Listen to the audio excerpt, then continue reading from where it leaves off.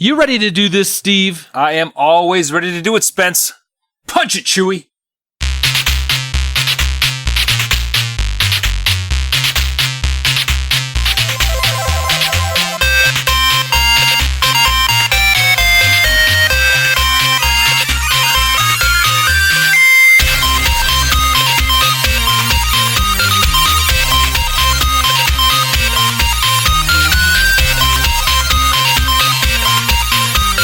Welcome, super friends, to the Fortress of Nerditude podcast, a safe place to talk about all things in nerd and pop culture.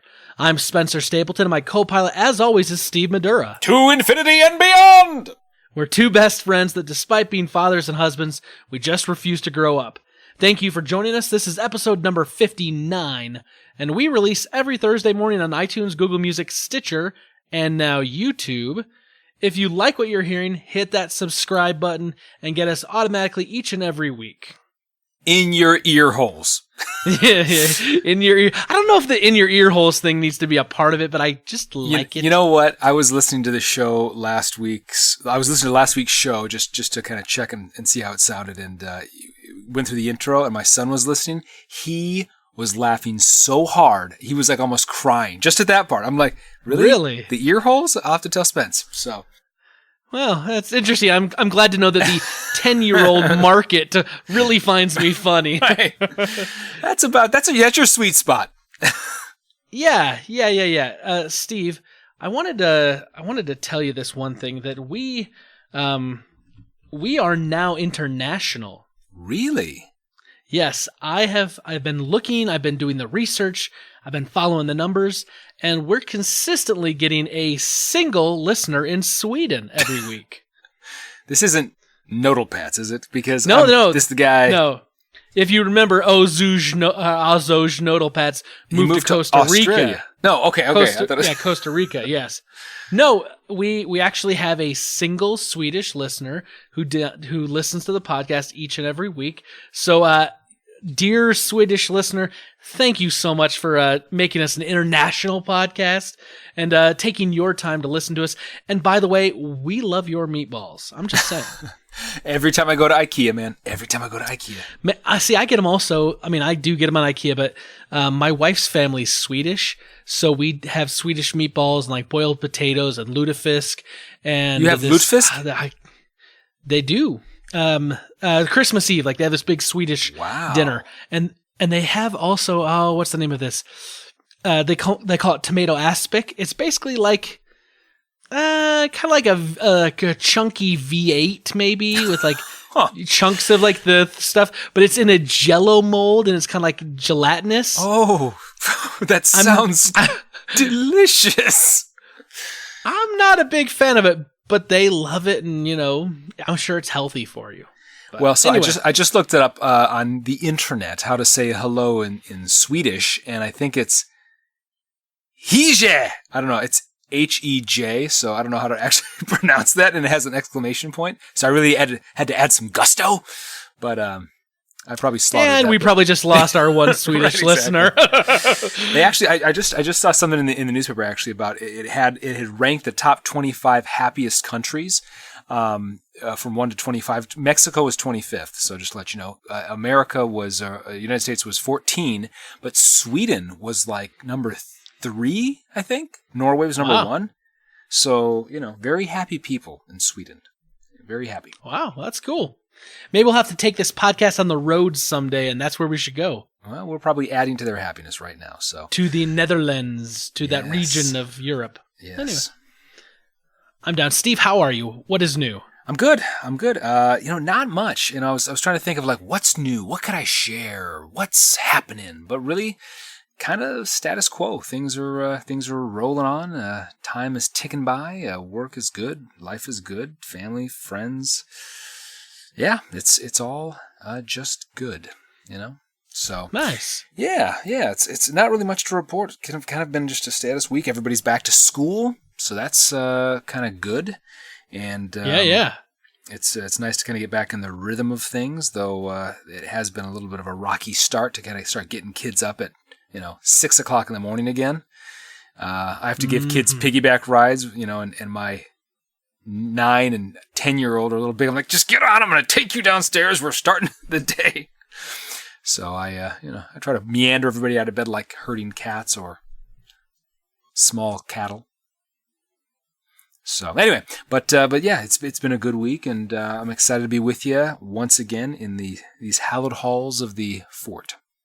So how are you doing? Nice, how's your week? Nice. My week's been good. So a little bit of an update. We've started our, like we said, the Hopper to Hellboy accountability group, and that's right. a week has gone by. We've started this thing. I have lost 11 pounds already. Are you freaking wow? Dead serious. I've lost 11 pounds. And that's all like in the kitchen. I mean, of course I've got a lot extra to lose, but, eating healthy, cutting out, pop and sugars and not drinking calories and not trying to eat like 4 hours before I go to bed and higher protein, lower carbs, like I said, no sugars. Like it's making a difference.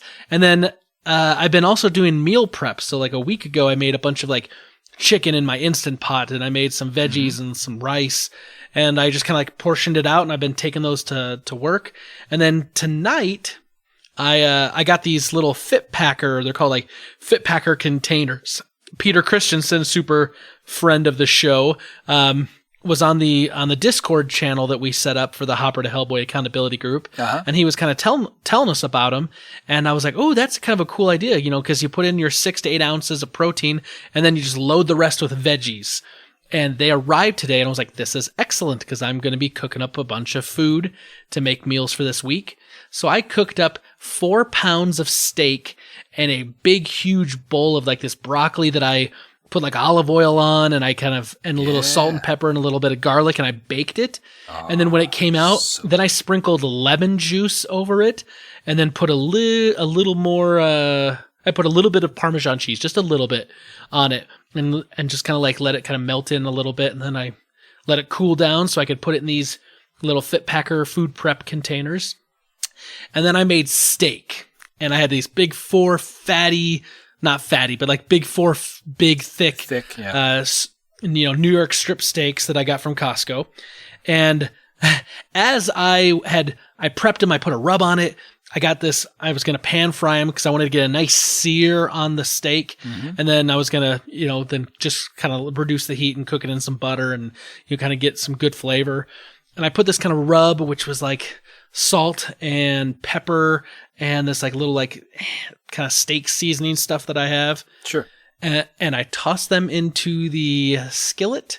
And I set off the smoke alarms, and the smoke alarms are going like crazy. And like Brenda's like, "You're burning down the house." I'm like, "No, I'm not." And she's like, "Yes, you are." And so like we had to open up all of our doors and windows. Now it's the middle of winter, right? And the temperature's like in the mid-20s, and we have the doors open, and our neighbors start texting us like, "Is everything okay over there?" And she's like, "Yeah, my husband's just cooking." I was like, "Oh, okay." They texted you. Well, they wanted to know. It's the bishop, isn't it? Yeah, the next door is our bishop. Checking it was his wife. But it was because we had the alarms going off, and we didn't just like hit the little button to turn them off. I'm like, eventually it'll go off, and we're trying to Brita's over there like moving the door, and I'm still sitting there cooking because I'm trying to cook it just right to get the right sear. I didn't want to burn the steaks, and anyway, I cooked up these steaks, got it all done. We got the smoke out of the house. And then I sent you a picture of what they all look like. And there's like these 8 containers. I texted it to you. And it's like 4 pounds of meat spread amongst 8 containers and all the broccoli that's in there. And so I see now. I'm prepped for lunches for the next like a week and a half, 2 weeks. That is awesome. That is awesome. On that note, your story reminded me that I kind of took a similar tact. And I was thinking, it has been negative degrees here for 20 days straight, which hasn't happened since like 1930 or 18 something. It's been this cold snap like of consecutive negative days. So, and it finally broke today. Today was like 36, I think, which is the warmest that it's ever been in the last month. So, and I was like, you know what? It's been so cold. I just want some soup. And so this weekend, I put a bunch of like chicken breasts in the crock pot, like 3 pounds of chicken breasts. And then I went to the store and got like celery and carrots and onions and garlic and chicken broth and all these things. So I brought it home and I employed all the children. I was like, all right, you're on carrot duty. You are on celery duty. Alana's like, I want to do the onions. I'm like, good luck. She's over there weeping. My eyes feel like burning. And no, but it was so fun. Like, I love cooking with my kids. It's one of the things that, like, if they're ever like, I'm bored, I'm like, let's cook something or let's bake something. And so we made this. I felt like, I mean, it was so much that we have this huge stock pot. It was like a centimeter away from the top of the crock pot of going over that. We made so much. I put 8 boxes, those boxes that the chicken broth comes in, 8 boxes of broth, 2 vegetable, and the rest were chicken broth, reduced salt, into this huge stock pot. I felt like a witch in like a cauldron, like, bubble, bubble, toil and trouble. I mean, I don't know where I'd get a cauldron from, but that's what I needed. Anyway, we have so much soup. I will literally be eating soup for the next month, but it is so good. So you take all that, you put it in, you first, put the onions in with the celery and you saute it with some butter to get them until they're about, the onions go clear and the celery becomes a little tender. You use egg noodles and then some oregano, basil, some thyme, salt and pepper to taste. It is delicious. And talk about comfort food, man. A big old bowl of chicken noodle soup. Double up. Let me ask you this. Did you burn yourself while you were cooking? No, I did not burn myself. Well, I did. I burnt my finger today. Oh, it's all purple. Put that up again. Oh, that's aloe vera on it, man. Oh, that's aloe vera. That looks horrible. As I was searing the steaks, and as the smoke alarms are like going off, and my wife's at the door, like manning it, like trying to fan it. The kids are standing at the top of the stairs with their hands over their ears, going, "When is it gonna stop?" I was flipping a steak to put it up on its side to sear the side, and it slipped out of my tongs, and it fell back into the oil and made this big tidal wave of hot burning oil that just literally jumped out of the pan and hit my hand. And of course, I screamed like a little girl and immediately put it under cold water. But it's still burning, and it's not. I mean, it's not as bad as it was. I wonder what degree it is. I'm going to say black belt degree, like the most intense. I mean, 2 thumbs way up. It's not that bad. Like it'll go away, but like, I've been putting aloe vera on it and, trying to help kind of, You look like Freddy Krueger's face.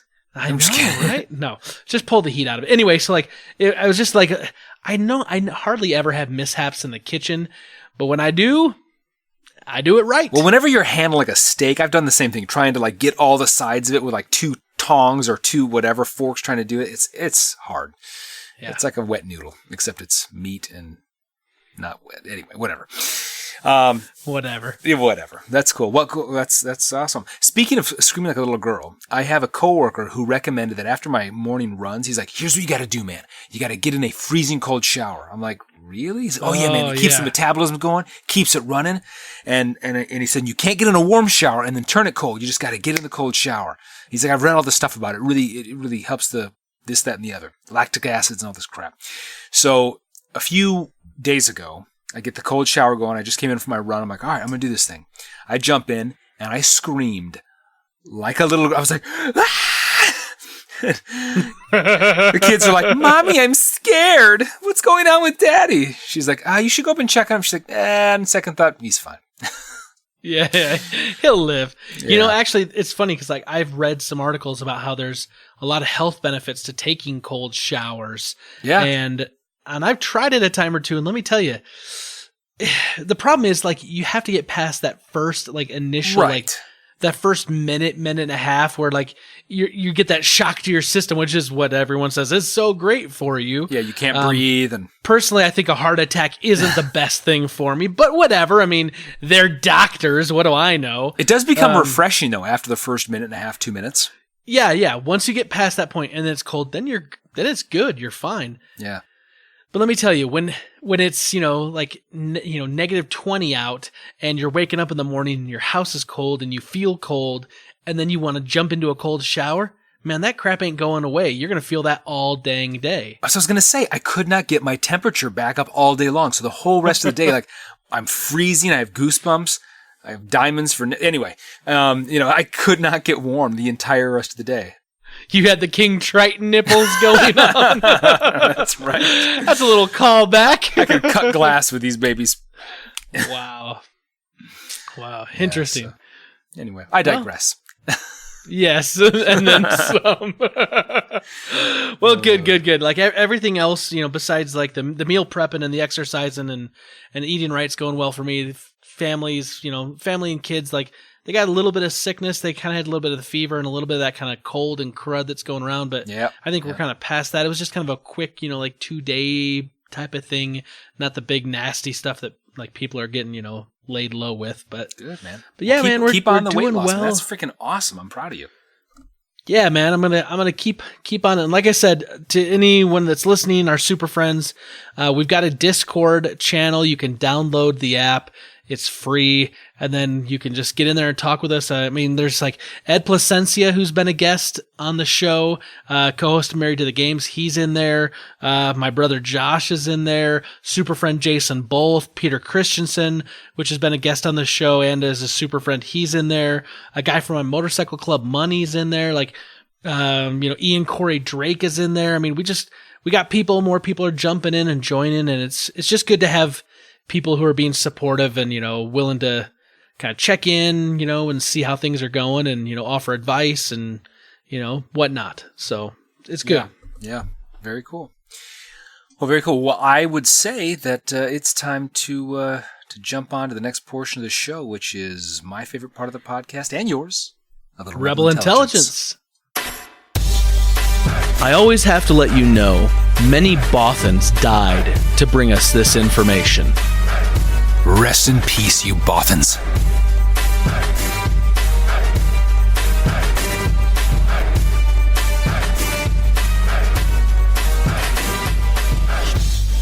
All right. Jinx. Okay, Steve, Rebel Intelligence. I'm gonna start it off. And I'm gonna start it off like this. Welcome to the jungle. We got fun and games. We got everything you want, but we know the names.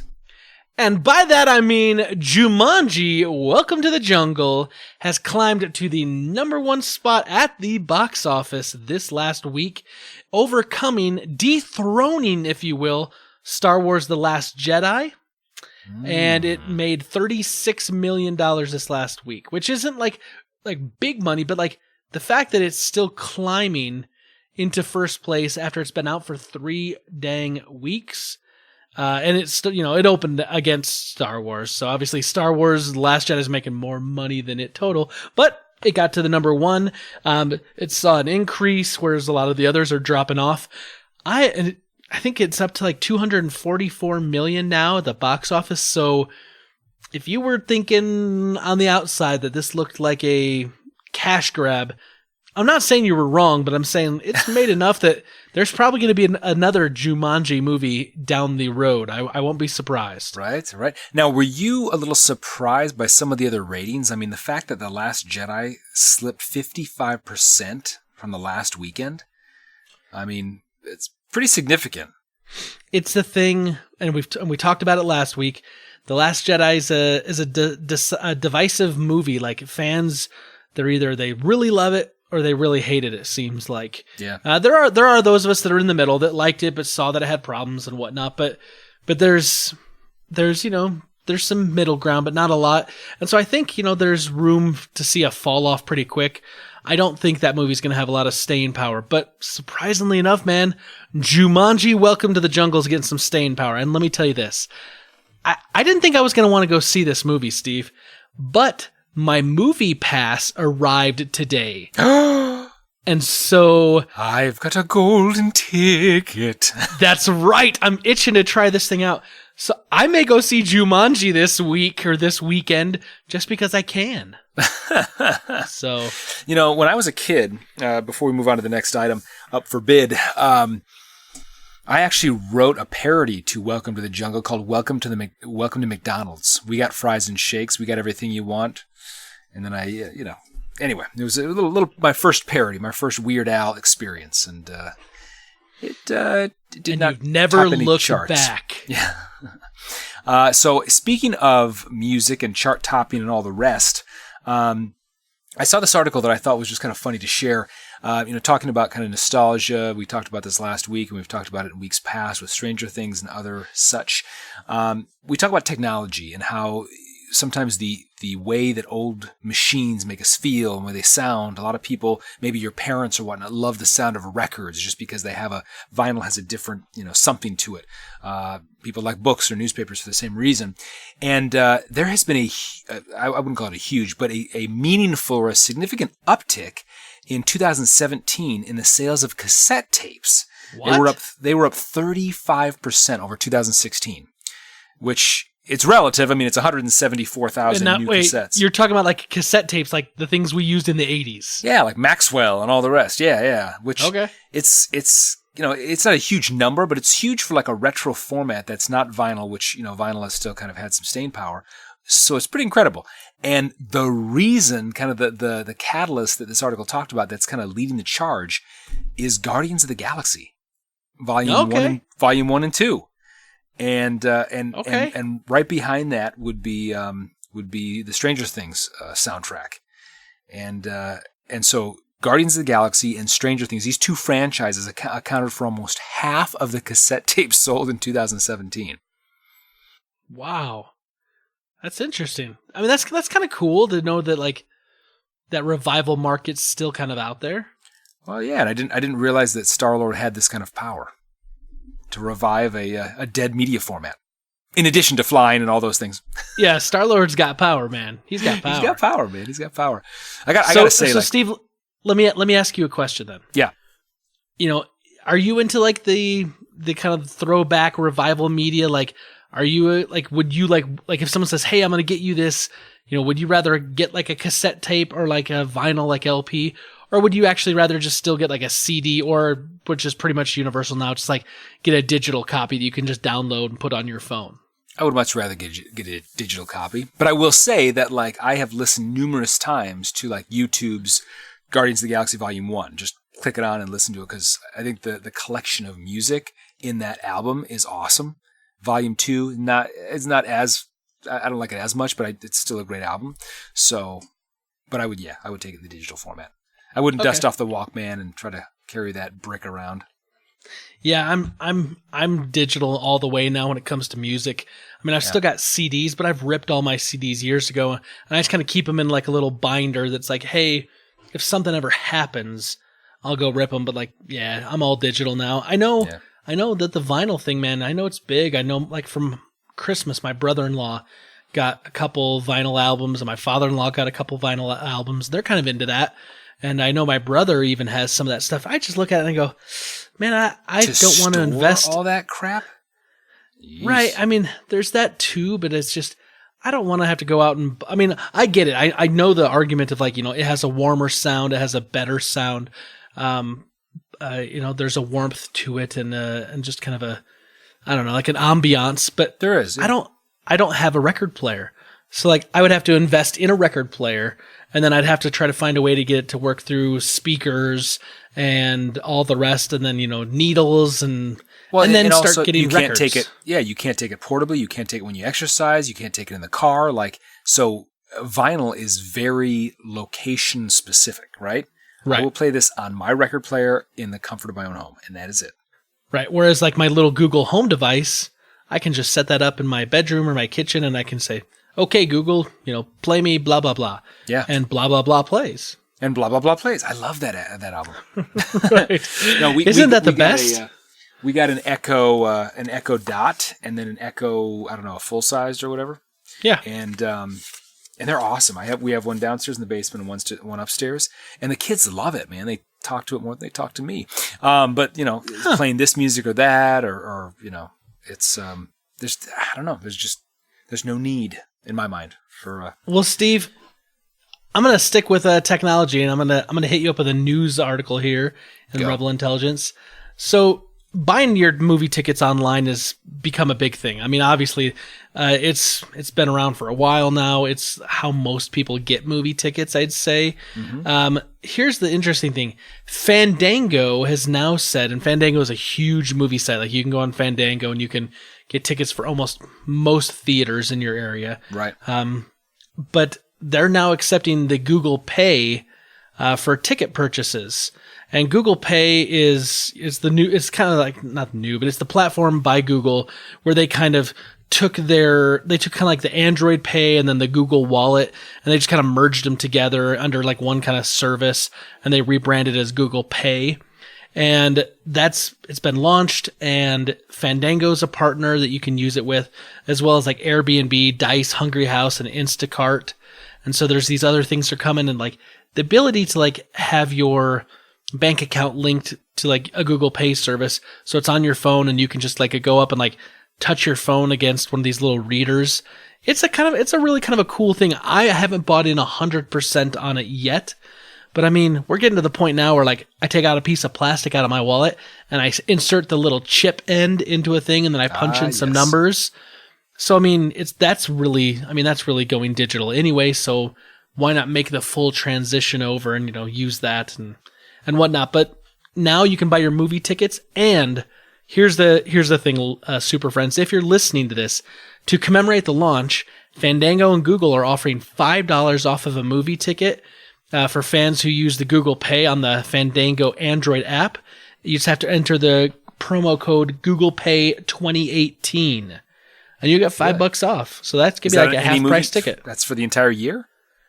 I don't know if it's for the entire year, but I know it's to commemorate the launch right now. So I wouldn't sit on it and wait too long. Yeah. Huh. That's interesting. Speaking of sitting on it, I saw an article about Google out in California. They have a huge problem. Problem doesn't have anything to do with their website. Doesn't have anything to do with Bing coming back and being a threat virally. Yeah, right. It actually has a problem. They cannot stop people from running off with their bikes.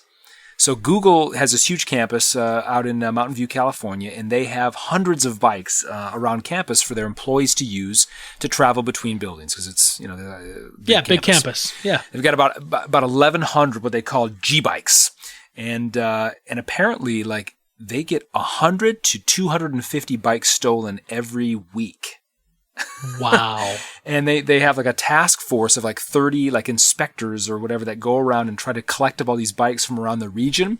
And so they've tried a number of different ways to try to, stop the theft. They've tried to lock them. They've tried to put trackers on them, and they've tracked them going as far as Mexico. One person saw them like, neighbor's lawn. One was found in the bottom of a river. One was found on top of a sports pub downtown Mountain View. One was in a TV commercial. And wow. Even the mayor of Mountain View like took a bike. and so I got to get to that board meeting. Exactly. It's pretty funny. And so, it just goes to show, I think, that no matter how rich and powerful you get, you still can't stop somebody from screwing with your bike. Man, are like the cops involved or no? The cops are like, it's not our problem. We're not going to spend taxpayer money chasing your bikes.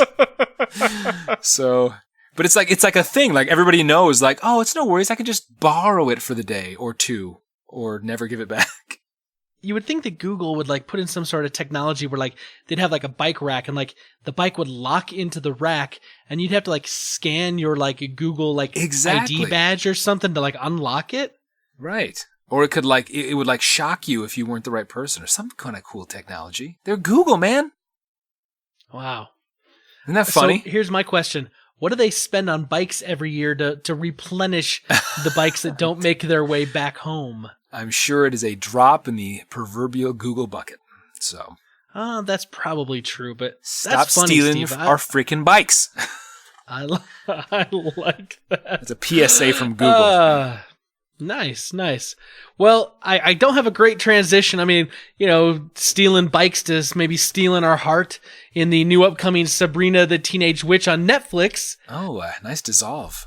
They've actually found their leading lady, and her name is Kiernan Shipka. And if you recognize that name, you like 10 Fortress of Nerditude points, first of all. That's awesome. But if you don't, you would probably best know her as the young actress that played Sally Draper, Don Draper's daughter on the TV show Mad Men. She's going to be on this upcoming Sabrina the Teenage Witch project that's going to be on Netflix. Once again, like Netflix is just, they're finding ways to take old shows and reboot them and, make stuff new again and get some more legs out of intellectual property that they have rights to or they've gotten rights to. So I don't know, man. I'd like her for this. She'd be good. Yeah, this is going to be different though. This is not going to be like, what was her name? Melissa Joan Hart. Yeah, this is not going to be that kind of sitcom, I assume. This is going to be grittier. I've heard it's going to be more like the Archie, the new Jughead. What's the name of it? You know what I'm talking about. Yeah. Riverdale. Exactly. Yes. So that's what I've heard this is going to be more akin to. That's going to be kind of the tonality of this show. I could see that.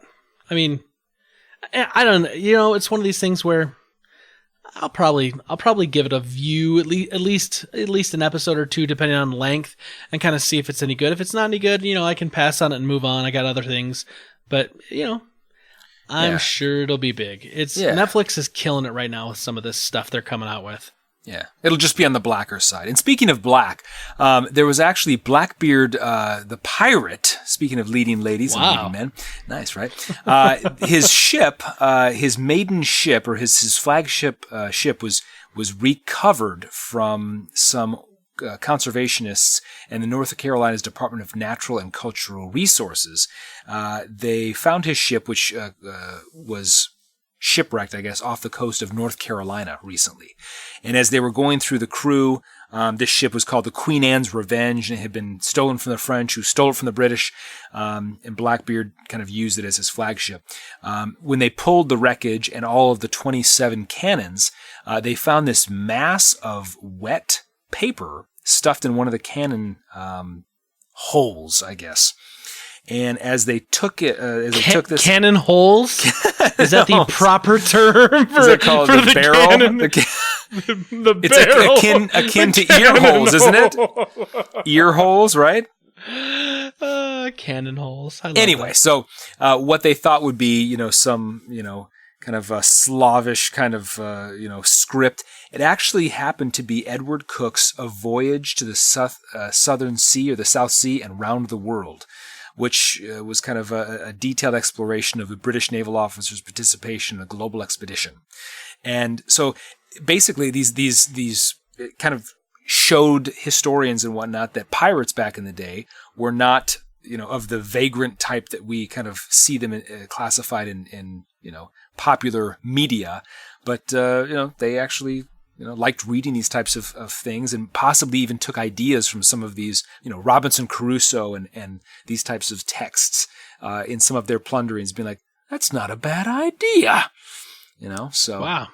Yeah. It's interesting that like pirates are reading stories about other like naval expeditions while they're on the high seas. That's kind of cool. Yeah, so it's imitation's the best form of flattery.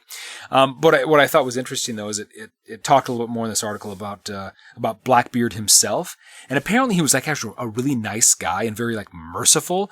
But what he would do is he would tie like pieces of hemp and matches into his beard and then light them during battle, and so he would like appear as this huge ferocious like smoke would be billowing from his face, and it's just this like ferocious, personification of what a pirate would be, but actually he was like a really nice guy and never killed anybody. Wow. Yeah, so you're saying he used a little bit of pyrotechnics, exactly. little smoke and mirrors. It was like a Kiss concert on the high seas. I want to rock and roll all night and sink your boat every day. Nice. Very nice. Transition that one. Go. Speaking of someone who rocks my socks off, Ewan McGregor has said that he wants to star in the Obi-Wan Kenobi movie if there is this spinoff. Now, if you remember last summer, there was kind of like this, news that possibly we may get one of these standalone Star Wars movies, and it could be about Obi-Wan Kenobi during the years between Revenge of the Sith and A New Hope. And Ewan McGregor once again has came out right after the Golden Globes last night and says, like, hey, there's a lot of talk. I'd be happy to play him again, but I don't know any more about it than you do. There's no plan at the moment.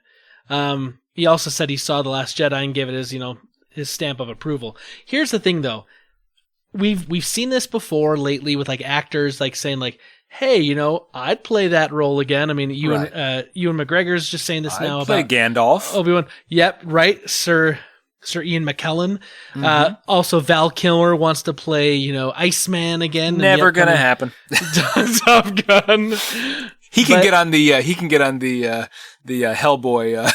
The Hopper to Hellboy accountability group. On Good luck, Val.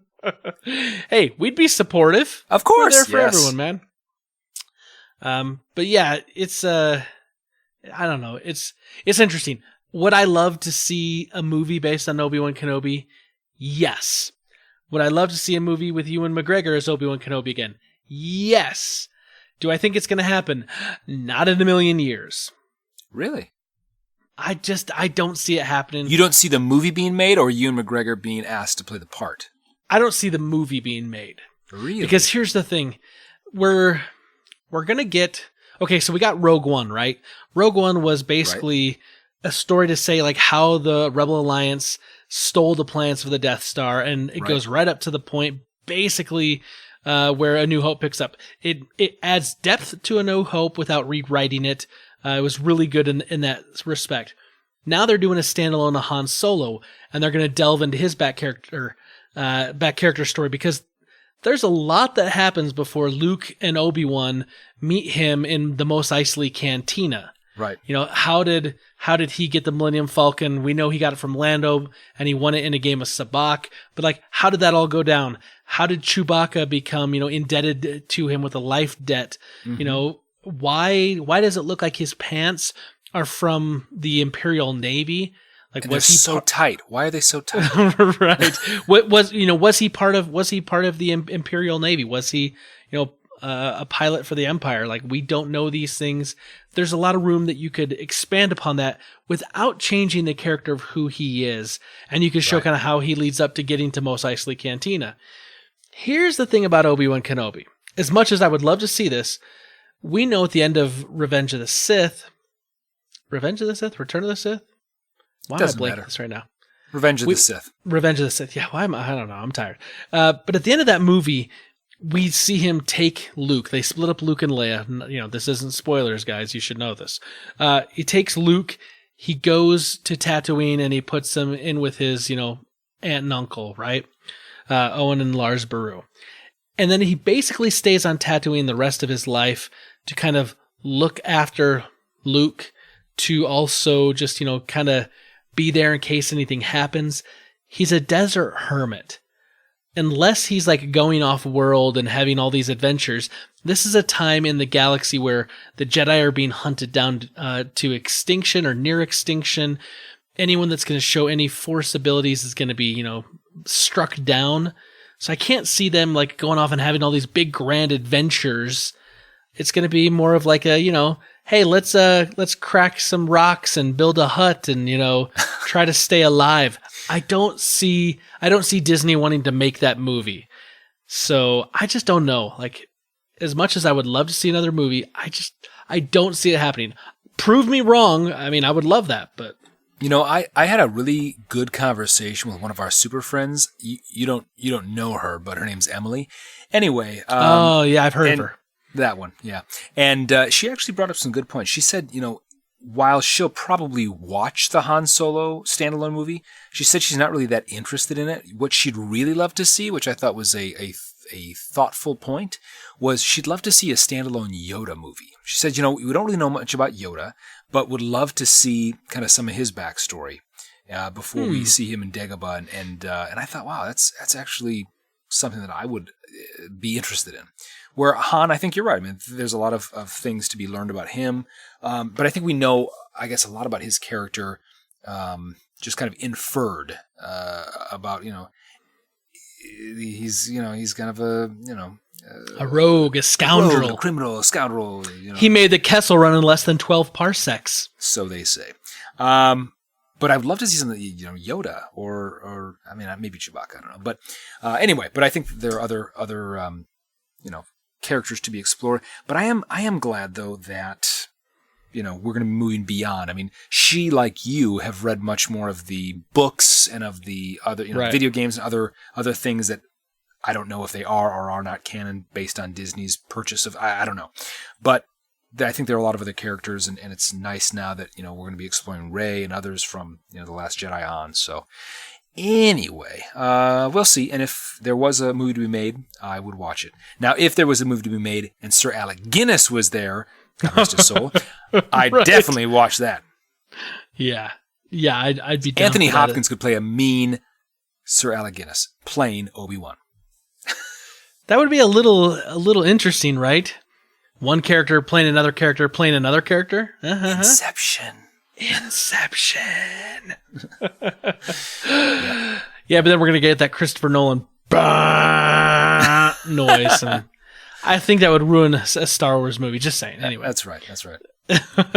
Well, Steve, that's all I have for Rebel Intelligence this week. Do you have anything else? I'm tapped out.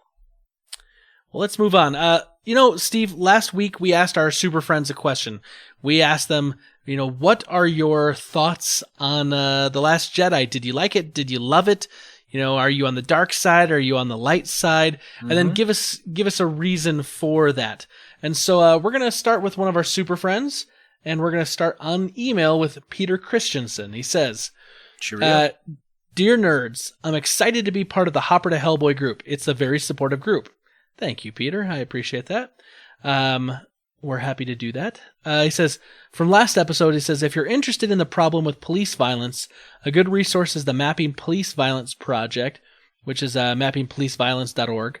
There's no centralized collection of this data, so it's a third-party project to build a database of fatal police incidents from news, social media, and public records. Which is kind of interesting, right? I mean, it's kind of that like social journalism kind of aspect. That's interesting. Because we were talking about some of that last week with the swatting incident. He goes on to say, to answer the question, I had mixed feelings about The Last Jedi. Admittedly, I went to a last-minute 11 p.m. Thursday showing, so I was very tired and slept through some of it. Brace yourselves, but it reminded me of Suicide Squad. There were amazing parts I wanted to see more of, dragged down by some clumsy and inconsistent filmmaking choices. It made me realize that the spat of good movies lately isn't because of higher highs, but rather avoiding missteps. Last Jedi tried to be funny, but it was forced jokes, not natural humorous interactions. Amen, Peter. Nothing like Han Solo saying, that's not how the Force works. It tried to add complex morality, arms dealers serving both sides, but it did it during an unnecessary and annoying side job.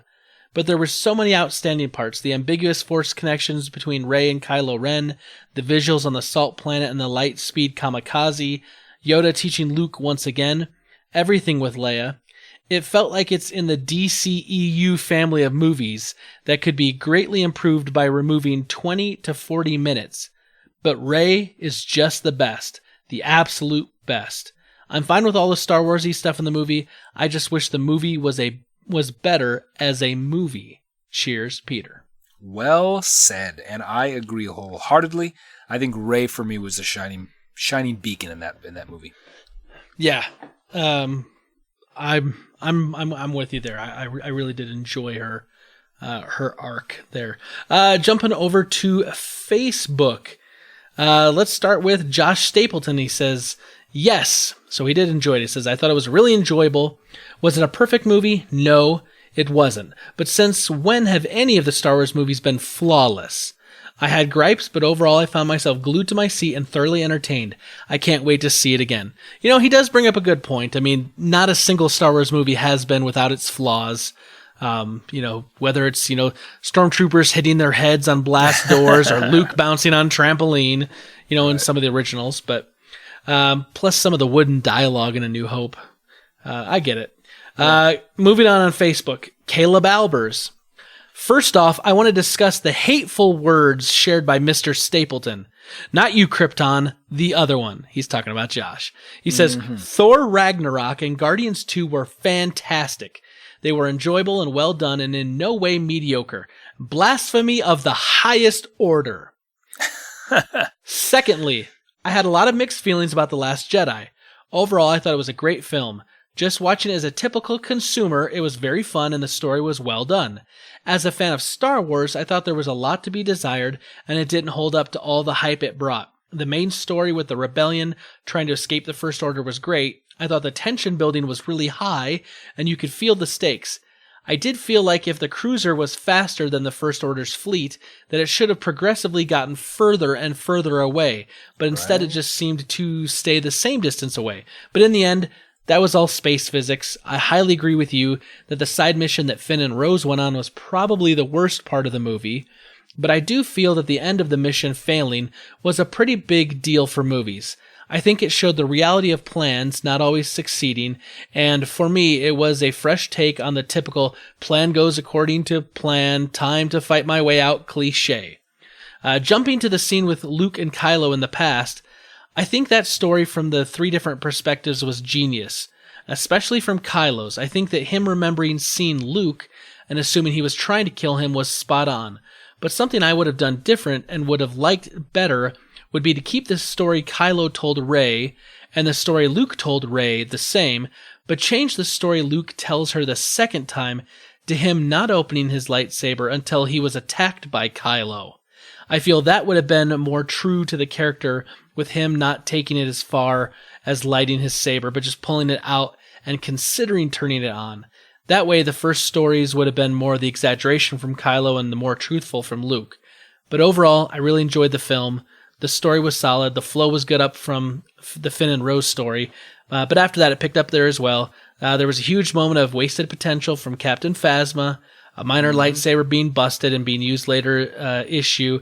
But all in all, a great cinematic work. He says, side note, did you two feel like I did that General Hux got picked on super bad in this film? I almost felt bad for him. Yeah. In the end, he gets like thrown against the wall, the AT-AT. That was hilarious. Yeah. No, I didn't have much sympathy for him. He has red hair. They have no souls. That's right. I've heard that. Yeah. It's interesting. I was reading another article on The Last Jedi about this whole, from Kylo's perspective, what happened, from Luke's perspective, what happened, and then pretty much what's more like probably the truth or closer to the truth. And I kind of like what Caleb has to say. If in that reveal, when he really tells him what's going on, if he would have said like he thought about clicking it on, and as soon as he saw Ben spin toward him, then he flipped it on, I think that would have changed. I think it would have changed the tone enough and kind of what went on that I think a lot of people would have felt better with that scene. Yeah. And it wouldn't have resonated so much with this doesn't feel like Luke. This doesn't feel like the guy who saw the light and the conflict in Darth Vader. Right. So I really like that take. That small change, I think I would have appreciated it. Yep. But that's just me. I agree. Jumping over to Twitter. Patrick Hain at Smokey_Moose says, I still can't seem to bring myself to go and see it. I saw so many spoilers on Twitter, I know pretty much everything that happens anyway. I didn't like The Force Awakens and refused to see Rogue One afterwards, and that feeling is part of why I didn't see The Last Jedi. Wow. So he is boycotting the entire franchise. Taking a hard stance. I actually talked to him a little bit back and forth, told him he should probably go give Rogue One a chance, and he actually said he saw it, but he doesn't think he'd, go see it again. It doesn't have that rewatchability, and I can understand that. Is that Rogue One or is that? Yeah, Rogue One. I really loved Rogue One. I mean, I would watch that again, but I could get how some people, if you really didn't care for The Force Awakens, you might not care also for kind of the tone of If you don't care for the tone of Rogue One, it may not be something you repeat. And if Rogue One was really just kind of a filler anyway, I watched it and I really liked it. I don't know if I'd watch it again because it was just kind of like, it connected the two dots and they're now connected. I don't need to reconnect them. Right. Chowfie at that Chowfie says, I compared Last Jedi to Swiss Miss hot cocoa. It's fine, but then you realize you're just drinking mostly hot water and not chocolate. First time I felt Disneyfication was a real thing. So toned down and product friendly. Also, Luke has always been a crybaby, so meh. And he says, my final thought, though, is The Last Jedi was a huge reset the universe button. Now that much of the old cast is gone, the story can go wherever and not be held down by the past. Which is true. We did talk about that. Like, we kind of feel the same way, that it was kind of that reset button, right? I mean, I wonder though, like, is it going to take some kind of like twist where it's like a Hunger Games thing, where like the symbol of the rebellion starts to resonate with all of these Outer Rim things, and everybody starts to like rise up again, and then they have this huge follow. I mean, I don't. This little three-fingered salute and exactly. No, okay. Ray. I don't know. Our last one, Holy Headshot at Holy Headshot says, I did not like it. It was painfully obvious that there was a leadership change, no previous connecting story for this trilogy, and a director who just wanted to go against everything that was set up or expected. You know, and we did talk about that too. I mean, you know, Rian Johnson did. Yeah, he did kind of, you know, not do some of the things that fans wanted answers to, that JJ kind of left hanging out there. Now JJ's coming back, so I don't know what that means. Well, JJ kind of like teed him up, you know. He set him up for the punchline, and then he went another way. It's kind of but JJ didn't even know the joke he was telling, though. Is the thing. That's true. Like he didn't know where it was going, so he teed him up for a punchline that he didn't even know himself. But you know, it's interesting, Steve. Like we talked about this. You know, we were kind of a mixed bag. I mean, obviously, like when we talked last week with Gabe Patillo from Married to the Games, and he was on, we had a great time. But like, you could tell, like, we all found things that like we didn't like about it. We found things we did like about it. And we did say that like the Rotten Tomatoes audience score has been like 51%, that it really is kind of a polarizing film. And even from our super friends asking the questions, you know, we're getting some people that liked it, some people that didn't, and they gave us some pretty good reasons. And, you know, I'm not going to discount any of those. I mean, you know, reasons are reasons for a reason. Inception. Anyway, thank you so much, Super Friends.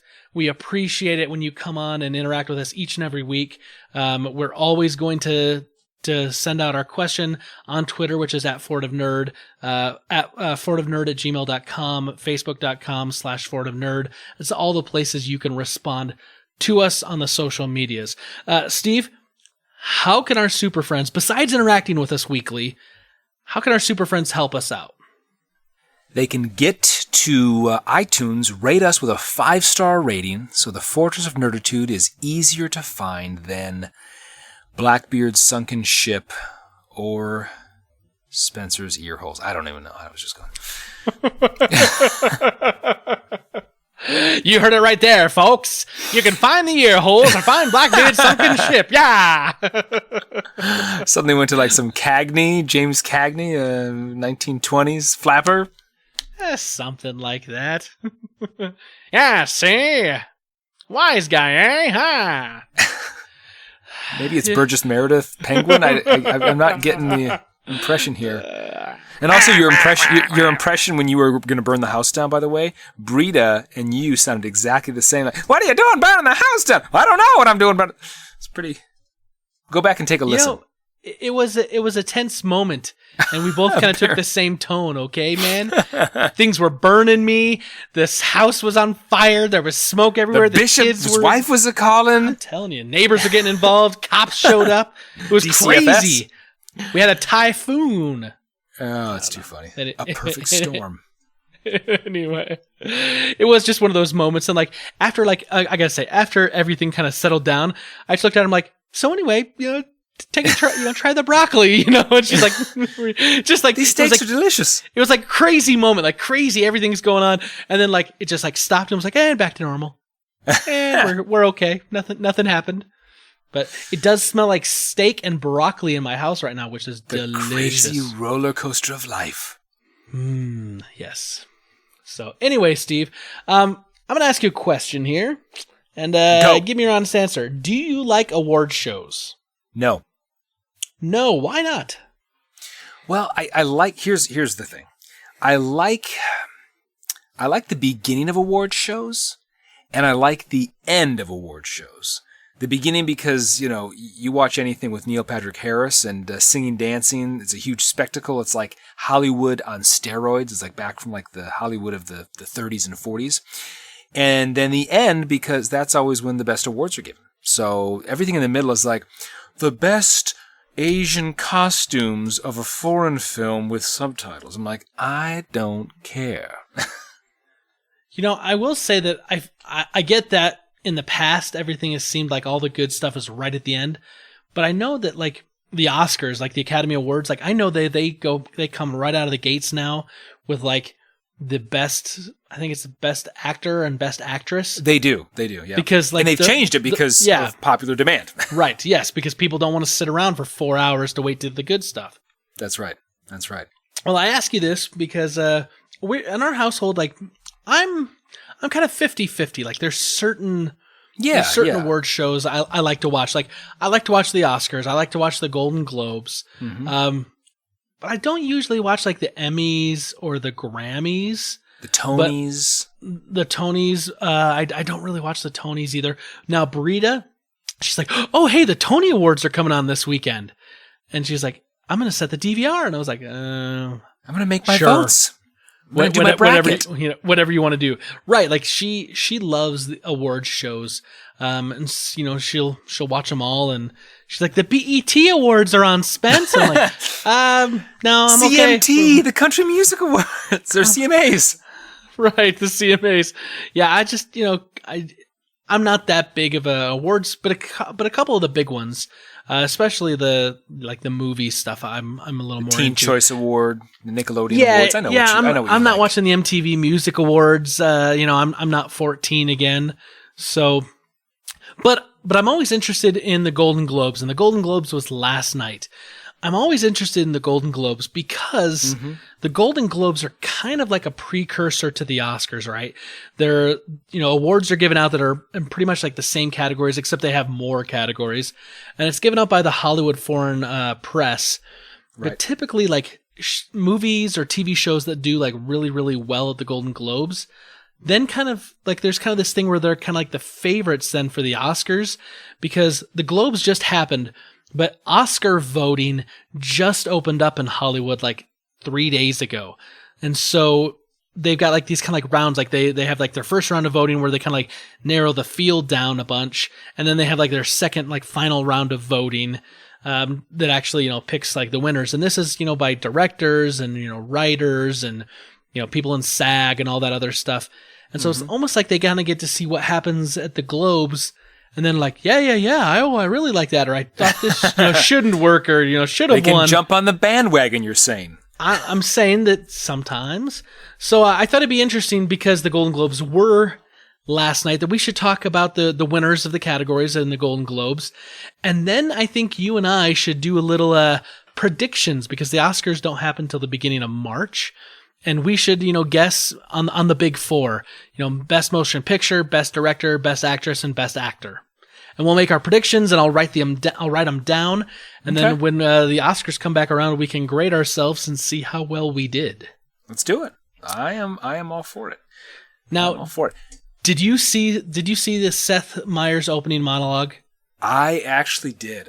Like I said, I shouldn't be so decisive, I guess. I do like the pageantry, not the pageantry, but the I don't know, the Hollywoodness of kind of the opening, and the monologues are always fun. And ever since Billy Crystal was doing the Oscars, some of his hostings were some of the best I'd seen. So, but yes, I did watch Seth Meyers. I thought he did a fantastic job, and a difficult job, especially this year, especially in light of everything that's happened.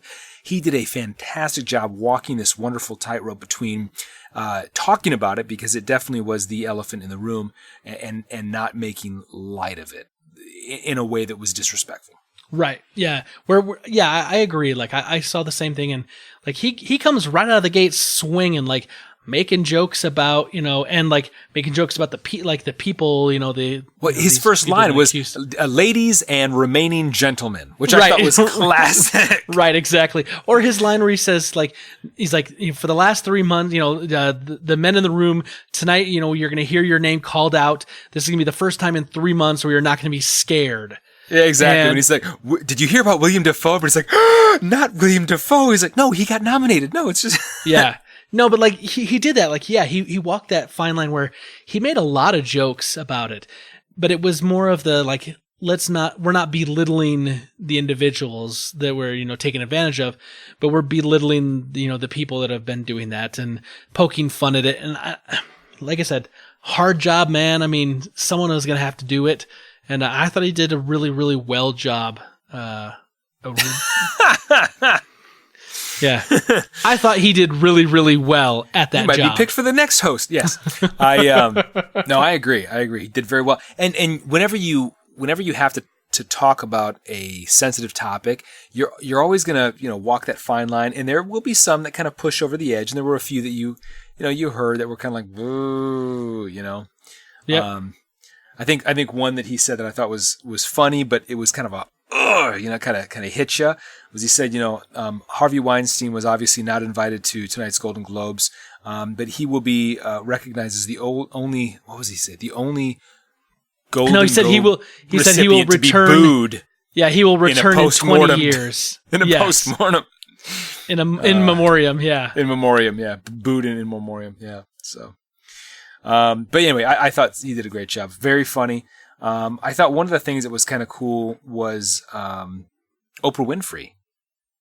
Yes. Getting the Cecil B. DeMille Award, which I thought was really funny in Seth's opening monologue. He said, and Cecil B. DeMille is so honored tonight. Anyway. Yeah. The other funny thing I really kind of liked in that opening is talking about Oprah is that Seth Meyers talked about how in like 2011 he said some things about our current president, and he said that like the current president decided after hearing that he was going to run. So he's like, Oprah, don't do it. You can't do it. No one's going to vote for you. Basically, and that was a really kind of a funny moment because I think, man, if Oprah Winfrey were to run. And Tom Hanks as vice president, you're unrelatable. Right. Who's not going to vote for Oprah Winfrey and Tom Hanks as president and vice president? I'm saying. Right. If Arnold Schwarzenegger can become a governor, come on. So, Spence, can I have the envelope, please? Why, Steve, you surely can. So let's talk about some of the winners, the losers, the nominees. Where do you want to start? Let's start at the top. Some of the big ones, right? Because that's what people want to hear. So the best motion picture drama, Steve, the winner was 3 Billboards Outside Ebbing, Missouri. Okay.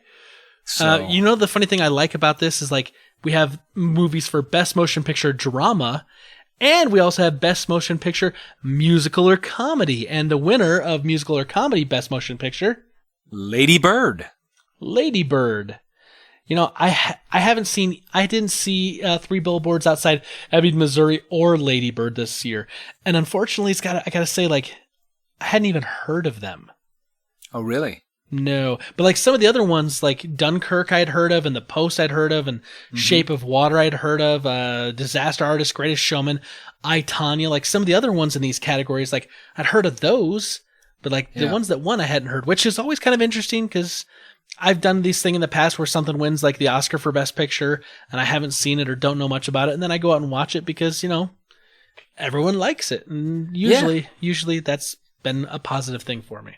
I like the fact that they did separate drama and comedy because, it's nice to get a little bit of a broader perspective and have some categorization, I guess. Right. My wife just rented Dunkirk from the library the other day, and I didn't get a chance to see it. I had something else to do, but she said she really liked it.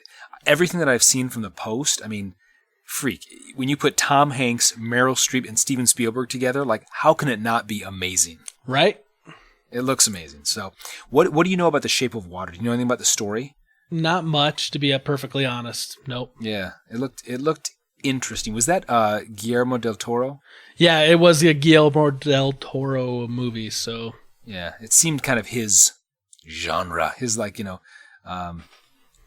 Life of Pan or whatever. Pan. What's that? Pan's Labyrinth. Pan's Labyrinth. That's it. Yeah. Life But now that I got my Life of movie, Pi is what I was thinking. saying now that I got that movie pass, man, I can start seeing a lot more of these movies when they hit the theaters this next year. Going down, man. Best performance by an actress in a motion picture drama. Frances McDormand. 3 Billboards Outside Ebbing, Missouri. Yep. That's right. That's right. Now, I hear there was a little bit of controversy, though, that she was actually censored during her acceptance speech or something like that. It was something I read, and I only skimmed it, but she was bleeped out. I don't know if it was for profanity or for something else she said, but interesting. Anyway, yeah, a little something like that. Meryl Streep, of course, The Post was a nominee. Jessica Chastain for Molly's Game, Sally Hawkins, Shape of Water, etc., etc. So there were some other fantastic nominees in the mix. Best performance by an actor in a motion picture drama. Gary Oldman with Darkest Hour. And this is one that I've seen the previews for this. It looks unbelievable. This is basically the story of Winston Churchill and how he helped basically ignite a nation in World War II. So I tell you, I like anything Gary Oldman's in. He's a great actor. But he was going up against some other big names like Daniel Day-Lewis, Tom Hanks, Denzel Washington. I mean, I know. Those aren't small fries. Those are heavy hitters. No, man. So, no, I'm excited to see that one. Best performance by an actress in a motion picture, musical or comedy. This was Miss Ronan with Lady Bird, which I've seen her in a few other things. She's really a great actress and definitely an up-and-coming. But again, I mean, as you'd imagine, she was up against, Judi Dench and Helen Mirren and Margot Emma Robbie. Stone. Yeah, Emma Stone. I mean, Emma Stone won last year, I think, for La La Land. So, yep. Maybe she didn't. I don't recall. But yeah, definitely no slouches there either. So, best performance by an actor in a motion picture, musical or comedy. The envelope, please. Mr. Stinky Mustache himself, James Franco, the disaster artist. Yeah. At least the picture I'm looking at, I'm like, you could have done better there. There's a quarter or a rat to gnaw that thing off. What? So we have a category that's called Best Performance by an Actress in a Supporting Role in any motion picture. So it's not just drama or musical or comedy. Mm-hmm. And the winner is? And the winner is Allison Janney with I, Tonya. Janney. Good enough. Is that one that you're going to see? You were talking about wanting to go see the I, Tonya a lot, and I might see that. Here's the thing. I love Allison Janney. I have loved her since I saw her in The West Wing as C.J. Craig. Everything I see her in, she's a very accomplished, fine actress. Yes, definitely. Well, let me know how that one goes. I will. Best performance by an actor in a supporting role in any motion picture. Sam Rockwell, 3 Billboards Outside Ebbing, Missouri. I like Sam Rockwell, but I always think of him as the guy in Galaxy Quest. Oh no, Galaxy Quest. He's like, Galaxy. That's right. My name is Guy. I don't have a role. He's the yellow guy that gets. The yellow guy that gets killed. The red shirt. Yeah. Or the red shirt. Yeah, gets killed. Okay, so best director in a motion picture. Guillermo Del Toro with The Shape of Water. This was kind of an interesting category because there was a lot of people that were complaining, and Natalie Portman made this thing when they were announcing this. She's like, and the all male, nominees are, and she said that, and because they were all men that were nominated, there was no women that were nominated. And I've seen a lot of backlash on Twitter about it today. And some people are kind of giving the take saying hey, this needs to be merit based. If a woman had done something well enough this year, she should have been included, but not just let's include a woman just to say we included a woman. Right. And there's been a lot of that kind of talk back and forth, and people are saying, there's not a single movie, not Patty Jenkins for Wonder Woman, kind of just a lot of, a lot of questions whether or not, but I don't think anyone's going to disagree that Guillermo Del Toro did not deserve that, because I've heard a lot of good things about that film. I have as well.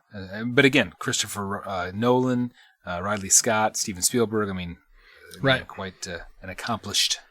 Okay, best screenplay in a motion picture. Best screenplay. Winner was Martin McDonagh with 3 Billboards Outside Ebbing, Missouri. Best motion picture animated. winner was Disney with Coco. Have you seen that yet? I have not. But it's. I mean, on Rotten Tomatoes, it's got like a 97% rating, 93% rating. I mean, everybody seems to like it. Yeah, we're hearing good things from a lot of people.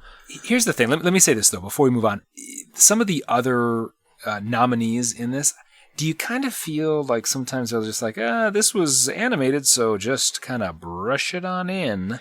Like Boss Baby, really? For a Golden Globe, really? Yeah, my kids love that movie, except they call it Baby Boss, but they love that movie. I've never seen it. I know it's on Netflix now, but the animated category is always an interesting one because like you almost always get like one of the big heavy hitters for like Pixar, Disney, DreamWorks, and then you get a lot of like smaller known studios. The Breadwinner, Loving Vincent. Right. Stuff that's just, not as big and not as well known, but sometimes those are the ones that win. It's not the big blockbuster Disney Pixar movies.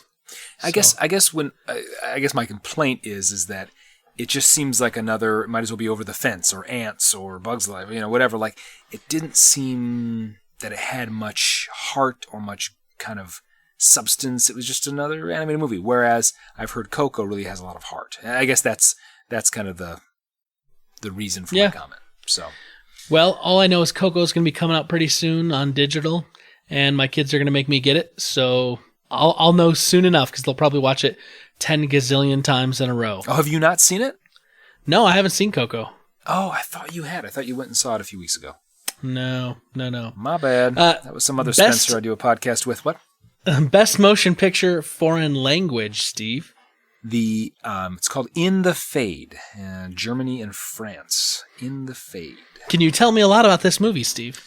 So this is about a young woman in Paris, and she walks through the streets while it rains, and that's about all I've gotten from the movie poster I'm looking at. She wears a scarf, I know that much. All right, Best Original Score, Motion Picture. I will say Alexandre Desplat. Display? You think that's how you pronounce it? Display, maybe? Look, Frenchie, for The Shape of Water. Yes, the T is probably silent, like in Depot. Right. Or Buffet. He was up against John Williams and Hans Zimmer. Slouches. Right. Yeah. They're nobodies, right? Okay, Yeah. Best Original Song, Motion Picture. This Is Me, The Greatest Showman, which I assume would be performed by Hugh Jackman. I would assume so. Which, I mean, he is an accomplished Broadway star. Have you ever seen him in a show? I mean, he's got a fantastic voice.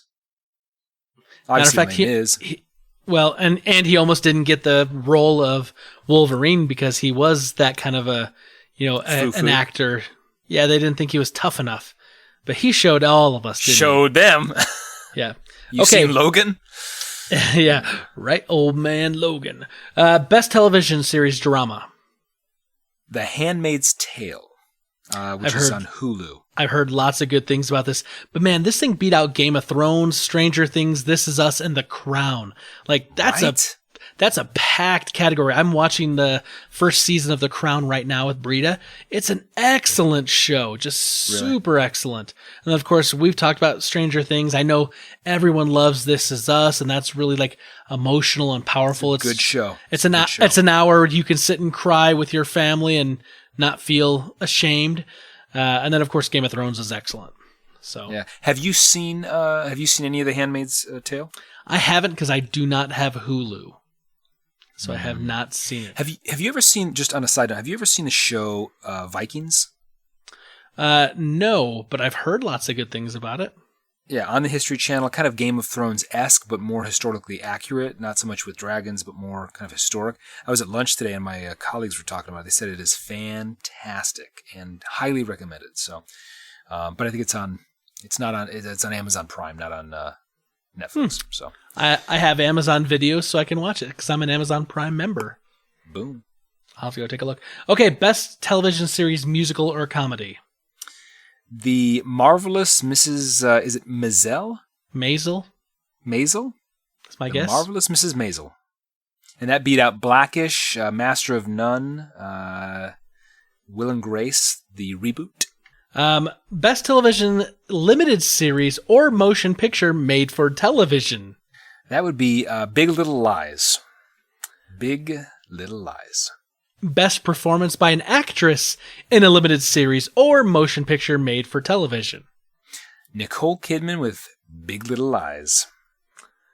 Best performance by an actor in a limited series or motion picture made for television. Obi-Wan Kenobi, Fargo. I'm sorry, Ewan McGregor. Ewan McGregor. Sir Alec Guinness? How did that happen? He's alive! Best performance by an actress in a television series drama. Elizabeth Moss, The Handmaid's Tale. Okay. Not surprising there. The Handmaid's Tale, not The Handmaiden's Tale. Right. Best performance by an actor in a television series drama. Sterling K. Brown, This Is Us, which he is fantastic in that show. He is fantastic. He has like these emotional scenes where he can like make a tear like hang in his eye, like Denzel Washington did in Glory when he's getting whipped, and it just hangs, and then it's like, would you just fall? It's like, pew, right at the right time. I'm like, dang, he's a good actor. Wow. Yeah. Best performance by an actress in a television series, musical or comedy.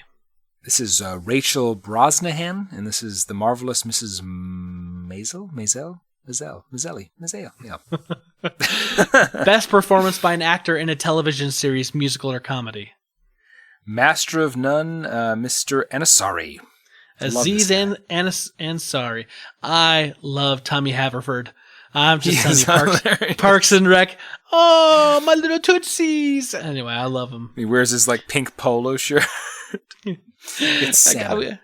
I call it Parks and Recreation, and it was Parks and Rec, and then I call it P&R, and then I called it Tommy's Place. I love that. I love that show. He is so good. Best performance by an actress in a supporting role in a series, limited series, or motion picture made for television. This winner was Laura Dern, Big Little Lies. Telling you that Big Little Lies is cleaning up. I should say. Well, she went to hyperdrive, light speed right through the That's right. Snoke's ship. Best performance by an actor in a supporting role in a series, limited series, or motion picture made for television. David Harbour, Stranger Things. Yeah, we wish. Ah, dang it! Yes.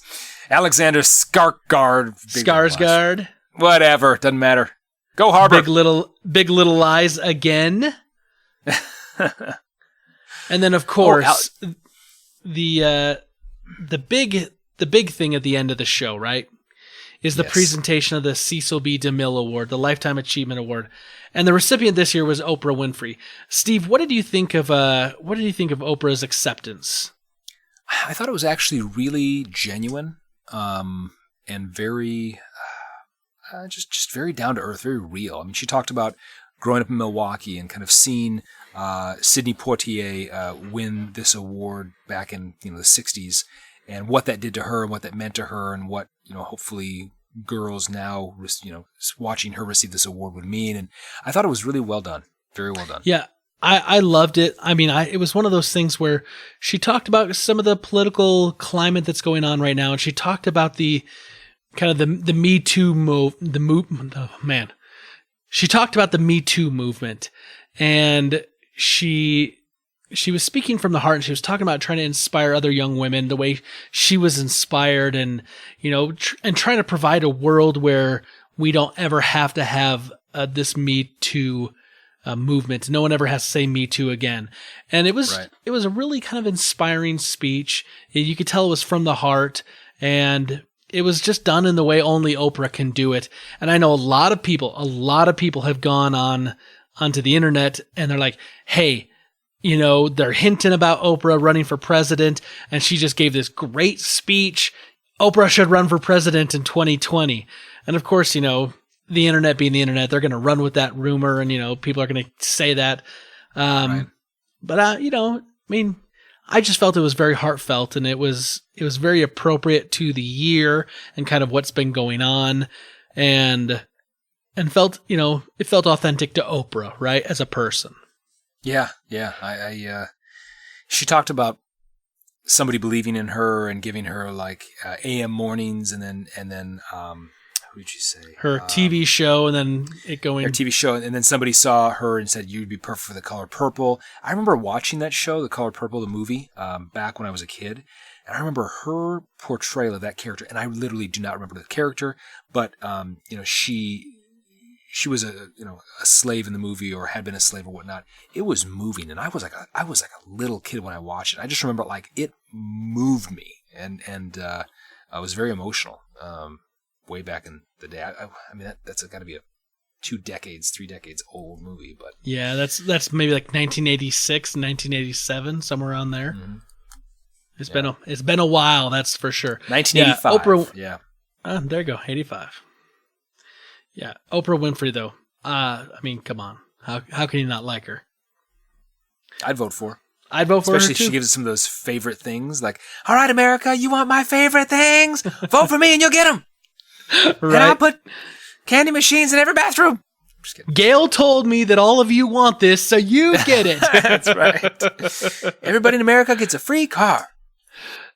Yes. Okay. So Steve, let's do this, man. Let's make some Oscar guesses based on the Golden Globes and some of the things that won. What do you think is going to win the Best Motion Picture at the Oscars? I am. Do you want to say like we have to choose from the 5 nominees at the Globes? I would say, yeah. I'm not going to Okay. go off the reservation here. I'm going to say The Post. That's going to be my guess. The Post. I'm gonna say the same thing because I think like The Post was nominated for a bunch of Globes and it didn't win anything, and I have heard nothing but good reviews of this thing. I think The Post could be a surprise for a lot of people, and I think it's gonna win. Yeah. Okay, Best Director. Best Director. I am probably going to go with. I'm going to go with Martin McDough. I don't even McDonough. I'm not saying it right, but 3 Billboards Outside Ebbing, Missouri. Okay. I'm going to go with Steven Spielberg with The Post. You would. Right? I think that he's gonna win that. I really do. Okay, Best Actress. Best Actress, I would say that my choice for this, I think I will actually go with Miss Ronan on this with the Golden Globe winner. I think that she's going to win for Lady Bird. I've heard a lot of people say good things about it. I love Helen Mirren in anything she's in, as well as Judi Dench, but I'm going to go with. So you think the one from the musical or comedy is going to beat over the dramatic one from the Globes will be the one for the Academy Awards, the Oscars? Okay. I'm going to record this down and get your answer. Man, this is a tough one. I think I'm going to go on a limb here, and I'm going to say that Sally Hawkins for The Shape of Water is going to win. I don't know why I haven't seen that, but if I were changed up a little bit, anybody could go with Meryl Streep. Because if I just say Meryl Streep, Meryl Streep's amazing and everything, but then it's like I'm picking The Post to win Best Picture, Best Director, and Best Actress. I don't think anything's going to sweep that many categories at the Oscars. Okay, Best Actor. All day long, I think Gary Oldman. I think the content of the movie and the theme, I think it's going to rouse a lot of people. I think he's phenomenal. Anything he does, from Commissioner Gordon to Winston Churchill, I think he's going to win. Darkest Hour. Okay. I'm going to agree with you. I think Gary Oldman is going to carry over his Golden Globe win and roll it right up into an Oscar win. Yep, So I agree. So just as a recap, we both said we think The Post is going to win Best Motion Picture. You're going to go with Martin McDonough, and I'm going to go with Steven Spielberg for Best Director. Best Actress, you're going to go with Saoirse Ronan. I'm going to go with Sally Hawkins. and Best Actor, we're both going to Gary Oldman. Yep. March 4th, we will find out those answers because we will, we'll watch the Oscars and we'll know, and we'll see how we do. I wouldn't be surprised if we both missed on everything, or who knows. Don't take us to Vegas. Right. So let's do this. I want to ask our super friends. We've talked about the Golden Globes. We're talking about the Oscars. What do you guys think? Do you enjoy the award shows? Are the award shows something like you look forward to? Do you celebrate them? Do you get all gussied up in a fancy suit and have like little finger foods and sit around on your couch? Or do you just not care about the award shows? Let us know at all the usual places. Twitter @FordofNerd. Facebook, which is facebook.com/FordofNerd. You can get us on the email, which is fordofnerd@gmail.com, or on our phone number, 801-477-7687, and let us know. Are you down with award shows or not? And we will read those answers next week. Steve, once again, man, I love doing this every week with you. I love the time to hang out. I'm glad we get to do it. Absolutely, absolutely. And I would say, as a follow-up to your question of the week, I would say if you do have any picks that you think are going to carry the day and get to take Oscar home with them, shout us out. Let us know, and we'll see who becomes victorious at the when the dust settles and the cards fall where they may. So, but yes, always fun to be with you. A great time was had by all, and we'll do it again next week. May the force be with you, always.